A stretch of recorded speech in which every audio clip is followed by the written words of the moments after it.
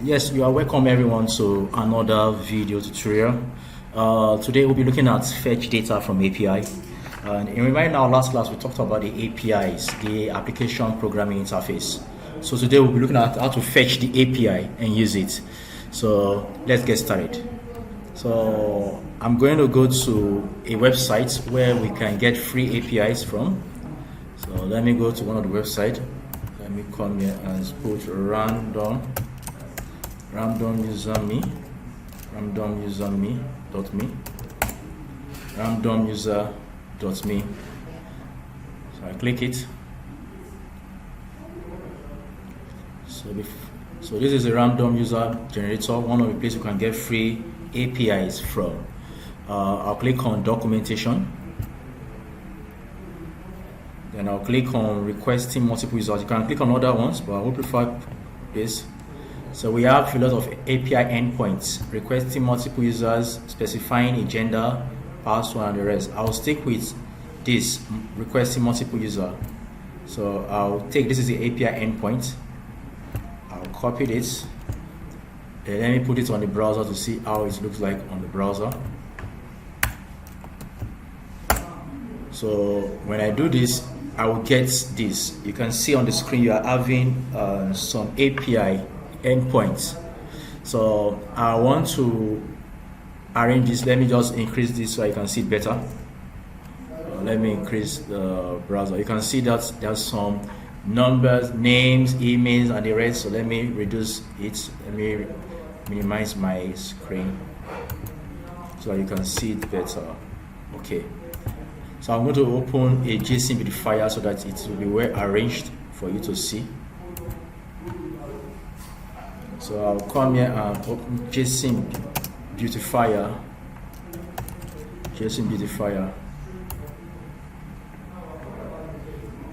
Okay. So I'll click on code beautify. So that I want to show you the structure of this. So make sure you're connected to the internet and waiting for it to come up. So before that come up, let's go and work on our API. So I'm going to create a new component. I'll call this API, call it anything.js. So I will generate my boilerplate, which is RFC. So I will title this fetching API. Fetching APIs. So that is what I will save this. Then I'll go reference it, import it to my app.js. So let me take away this form since we've done form before. So I will come here and import my APIs, my API components, which I've just done. I'll save this. So I'll go to the browser. You can see fetching API is here. So I return to my where I put the random user. This I will copy this, Control A. I want it to be structured. That's why I'm opening the JSON beautifier, which is this. I'll paste it here. Control V. So let me paste it again. Control A, let me copy it again one more time, Control C. And I go to the, Control C. I go to the JSON beautifier and paste it. Why is it taking time to paste? My stem is wonderful. Okay, no problem. Later I will come back to it. So I'll go to back. Our aim in this API.js is to fetch APIs coming from a remote server. So how do you fetch API? There are two basic ways by which you fetch API. We fetch API using the normal fetch method, which is called fetch method. That's one of the ways to fetch API. We also fetch API using the third-party library called Axios. So I'm going to show you both ways, and you're going to select the one that works better for you. Both ways works perfectly. So I'll start with the fetch method. So I don't know why this. Let me open another tab. I'm going to open another tab and put this code beautifier there so that it's open. I don't know why this hanging. Okay. So I'm going to copy it again for the opt-in time. Ctrl C. And paste it in this new one. Ctrl V. I'll paste it. So let's leave it that aside. So the first thing you do, I'm going to create a state. Create a state. I'll call this the variable name, state variable name as people. Then the function as set people equal to a use state, which has to be imported. So I want to basically map through this data. I'll just put this an array. You remember that you map through an array. Array is the only thing you map through using the map function, or you look through the map function. So I also don't know why this is not pasting. I don't know. So we leave that aside.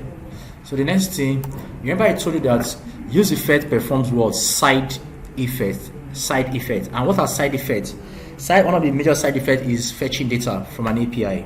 So I will still use the use effect here. So yeah, I'll come here and I'll put the use effect. Sorry, use effect. So you remember that when we put the dependency array, we only want it to render one. So I'll take it off so that you can see what will definitely happen when I don't put it. It will keep what re-rendering, but as the data is being fetched from the remote server, from the API source, the page will be loading. And anytime the page load, what happens? Use effects will be triggered or run. So I'll leave it this side. So the next thing I want to do, I want to create a function that will owe our API. So I'll say create a function to fetch data. So I'll create a function to fetch data. I'll say const get API equal to an arrow function. So this is a function, and I said there are two methods of fetching API. Number one is the fetch method, and the second is the asJust method. So I'm going to start with the fetch method.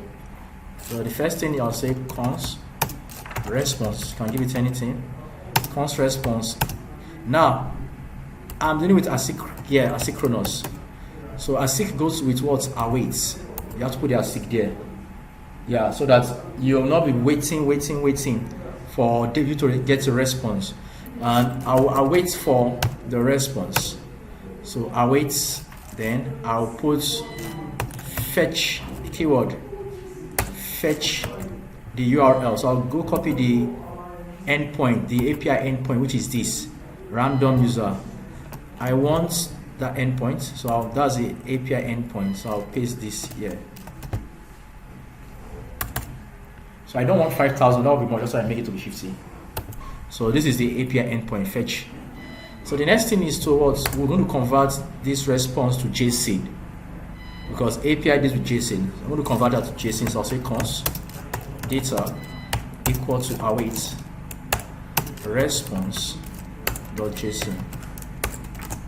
So we've converted that to JSON. The next thing is to console.log the data to see if we are getting it on the console. So I'll say console.log data. So this is all we need to do. Remember that this is a function that we created, and functions must be invoked. So I have to invoke the function inside the use effect. Okay. So I'll save this. Then I'll go to my console to see if I'm getting the data on my console. So I'm going to open my console.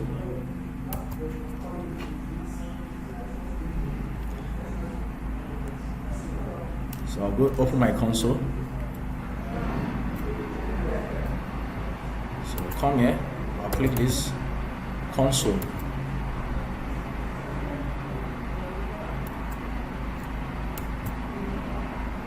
Okay, so you can see I'm getting objects. Let me refresh that again so you can see that. You can see I'm getting this results array. You can see it's an array. And what is the name? Results.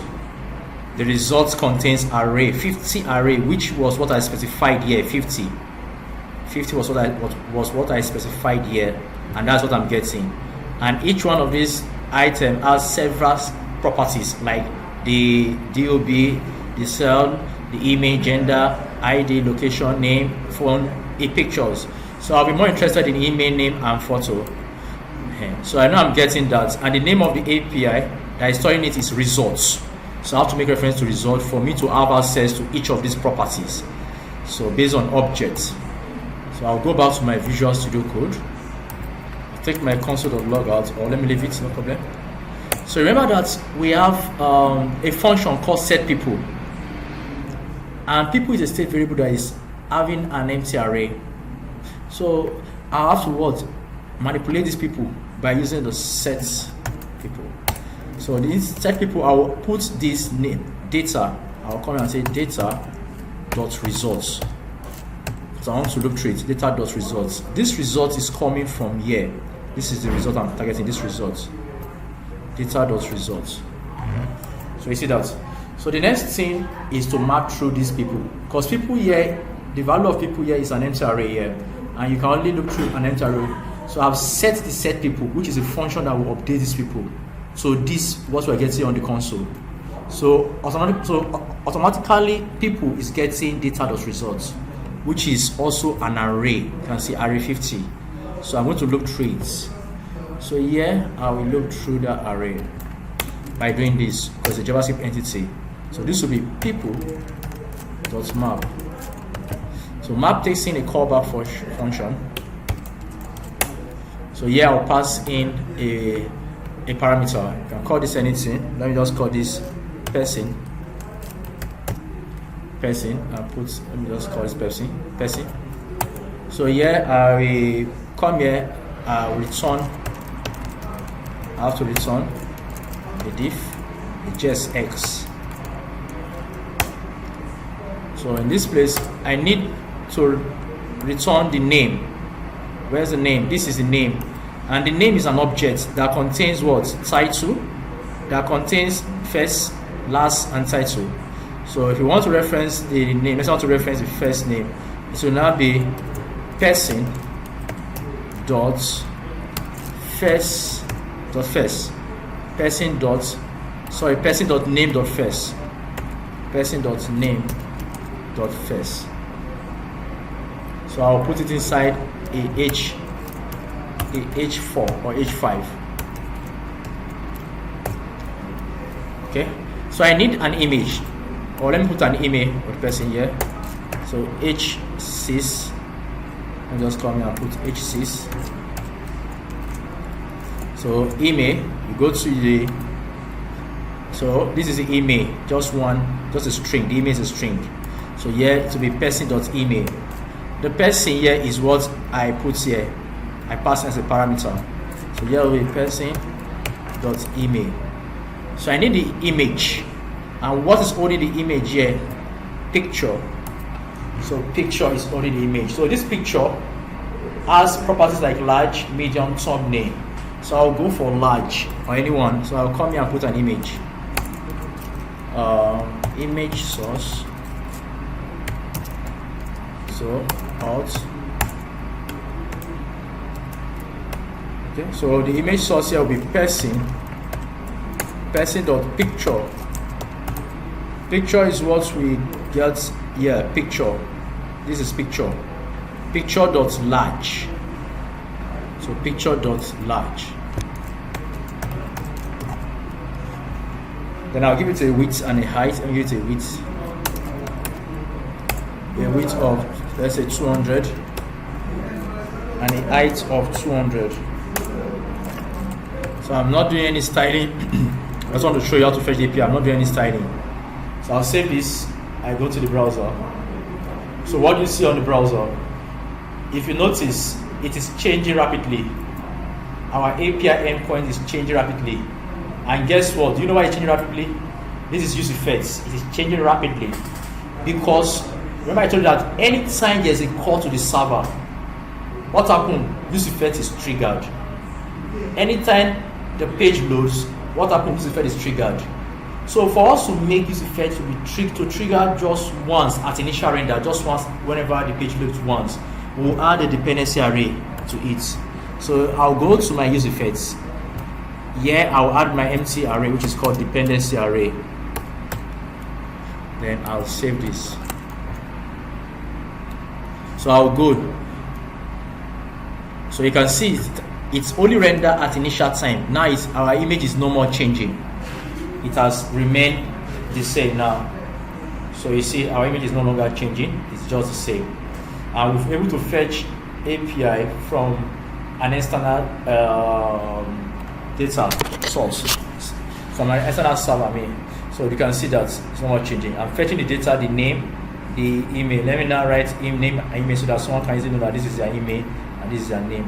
So I'll come here and just say name as this, and this will be email as this.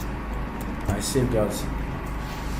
So I'll go. You can see name Eduardo as, you can see that Alexander Maria Massey. So you can see that we're able to fetch API from the remote server. So I hope this fetch method was clear enough. So thank you very much. I'll see you in the next class.